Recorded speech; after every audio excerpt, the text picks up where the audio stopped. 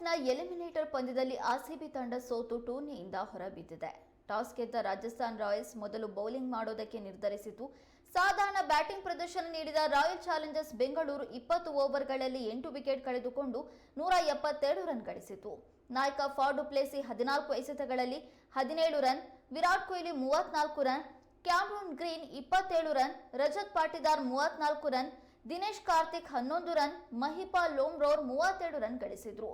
Glenn Maxwell ಶೂನ್ಯಕ್ಕೆ out ಆದ್ರು. ಈ ಸವಾಲಿನ ಮೊತ್ತವನ್ನ ಬೆನ್ನತ್ತಿದ ರಾಜಸ್ಥಾನ್ ರಾಯಲ್ಸ್ 19 ಓವರ್ಗಳಲ್ಲಿ 6 ವಿಕೆಟ್ ಕಳೆದುಕೊಂಡು ಗೆಲುವನ್ನ ಸಾಧಿಸಿತು.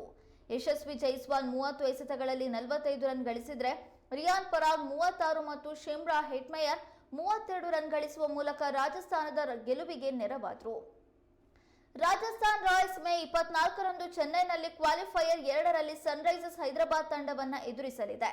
ಮೇ 26ರಂದು ಫೈನಲ್ನಲ್ಲಿ ಕೋಲ್ಕತಾ ನೈಟ್ ರೈಡರ್ಸ್ ವಿರುದ್ಧ ಯಾರು ಆಡ್ತಾರೆ ಎಂಬುದನ್ನು ಕಾದು ನೋಡಬೇಕಿದೆ.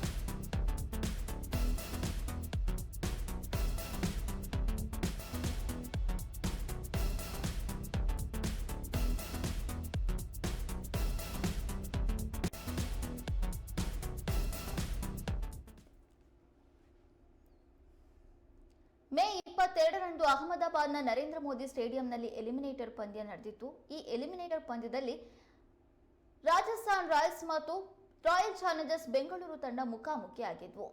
ಟಾಸ್ ಗೆದ್ದ ರಾಜಸ್ಥಾನ್ ರಾಯಲ್ಸ್ ಮೊದಲು ಫೀಲ್ಡಿಂಗ್ ಮಾಡೋದಕ್ಕೆ ಆಯ್ಕೆ ಮಾಡಿಕೊಂಡ್ರೆ ಅನಿವಾರ್ಯವಾಗಿ ಆರ್ಸಿಬಿ ಬ್ಯಾಟಿಂಗ್ ಅನ್ನ ಮಾಡಿತು. ಮೊದಲು ಬ್ಯಾಟಿಂಗ್ ಮಾಡಿರುವಂತಹ ಆರ್ಸಿಬಿ ಬ್ಯಾಟಿಂಗ್ ವೈಫಲ್ಯವನ್ನ ಅನುಭವಿಸಿತು. ತಂಡದ ಪ್ರಮುಖ ಆಟಗಾರರು ಅಲ್ಪ ಮೊತ್ತವನ್ನ ಗಳಿಸುವಲ್ಲಿ ಮಾತ್ರ ಶಕ್ತರಾಗಿದ್ರು. ಆ ಹಿನ್ನೆಲೆಯಲ್ಲಿ ಆರ್ಸಿಬಿ 20 ಓವರ್ಗಳಲ್ಲಿ 172 ರನ್ಗಳನ್ನ ಕಲೆ ಹಾಕಿತು. ಇನ್ನು ಇದನ್ನ ಚೇಸ್ ಮಾಡೋದಕ್ಕೆ ಬಂದಂತ ರಾಜಸ್ಥಾನ್ ರಾಯಲ್ಸ್ ಕೂಡ ಅದ್ಭುತ ಬ್ಯಾಟಿಂಗ್ ಪ್ರದರ್ಶನವನ್ನ ನೀಡಿತು. ಇನ್ನು ಇಲ್ಲಿ ಆರ್ಸಿಬಿ ಸೋಲಿಗೆ ಪ್ರಮುಖವಾದಂತ ಕಾರಣ ಆರ್ಸಿಬಿ ಕೆಲವೊಂದು ಮಾಡಿಕೊಂಡಿರುವಂತ ಎಡವಟ್ಟುಗಳೇ ಕಾರಣ ಅಂದ್ರೆ ತಪ್ಪಾಗೋದಿಲ್ಲ. ಮ್ಯಾಕ್ಸ್ವೆಲ್ ಶೂನ್ಯಕ್ಕೆ ಔಟ್ ಆದ್ರು, ಜೊತೆಗೆ ಒಂದು ಅದ್ಭುತವಾದಂತ ಕ್ಯಾಚ್ ಅನ್ನು ಕೂಡ ಬಿಟ್ರು. ಇನ್ನು ಕ್ಯಾಮರೂನ್ ಗ್ರೀನ್ 22 ರನ್ ಗಳಿಸಿದ್ರೆ ಒಂದು ಅದ್ಭುತವಾದಂತ ಕ್ಯಾಚ್ ಅನ್ನು ಕೂಡ ಕ್ಯಾಮರೂನ್ ಗ್ರೀನ್ ಅವರು ಕೂಡ ಬಿಟ್ಟಿದ್ದಾರೆ. ಇದು ತಂಡದ ಸೋಲಿಗೆ ಪ್ರಮುಖವಾದಂತ ಕಾರಣವಾಯಿತು. ಇಲ್ಲಿ ಜೀವದಾನವನ್ನ ಪಡೆದುಕೊಂಡಿದ್ದಂತ ಯಶಸ್ವಿ ಜೈಸ್ವಾಲ್ 3 ರನ್ ಹೊಡೆದಾಗ ಮ್ಯಾಕ್ಸ್ವೆಲ್ಗೆ ಕ್ಯಾಚ್ ಅನ್ನ ಇಟ್ರು. ಆದ್ರೆ ಮ್ಯಾಕ್ಸ್ವೆಲ್ ಆ ಕ್ಯಾಚ್ ಅನ್ನ ಚೆಲ್ಲಿದ್ರಿಂದ ಅವರು 45 ರನ್ ಗಳಿಸಿದ್ರು. ಈ ಮೂಲಕ ರಾಜಸ್ಥಾನ್ ರಾಯಲ್ಸ್ ತಂಡ ಉತ್ತಮವಾದಂತ ಆರಂಭವನ್ನ ಪಡೆದುಕೊಂಡು ಆ ಪಂದ್ಯವನ್ನ ಗೆಲ್ಲುವಲ್ಲಿ ಯಶಸ್ವಿ ಆಯಿತು. 19 ಓವರ್ಗಳಲ್ಲಿ ರಾಜಸ್ಥಾನ್ ರಾಯಲ್ಸ್ ತಂಡ 73 ರನ್ ಗಳಿಸುವ ಮೂಲಕ ಕ್ವಾಲಿಫೈಯರ್ 2ಕ್ಕೆ ಸೆಲೆಕ್ಟ್ ಆಗಿದೆ. ಇನ್ನು ಕ್ವಾಲಿಫೈಯರ್ 2ರಲ್ಲಿ ಎಸ್ಆರ್ಎಚ್ ಅಂದ್ರೆ ಸನ್ರೈಸರ್ಸ್ ಹೈದರಾಬಾದ್ ಮತ್ತು ರಾಜಸ್ಥಾನ್ ರಾಯಲ್ಸ್ ತಂಡಗಳು ಸೆಣಸಾಡಲಿವೆ. ಇದರಲ್ಲಿ ಯಾವ ತಂಡ ಗೆಲ್ಲುತ್ತೆ ಅದು ಫೈನಲ್ಗೆ ಲಗ್ಗೆ ಇಡುತ್ತೆ. ಫೈನಲ್ ನಲ್ಲಿ ಕೋಲ್ಕತಾ ನೈಟ್ ರೈಡರ್ಸ್ ವಿರುದ್ಧ ಆ ತಂಡ ಸೆಣಸಲಿದ್ದು ಯಾರು ಕಪ್ಗೆ ಮುತ್ತಿಕ್ಕಲಿದ್ದಾರೆ ಅನ್ನೋದನ್ನ ಕಾದು ನೋಡಬೇಕಿದೆ.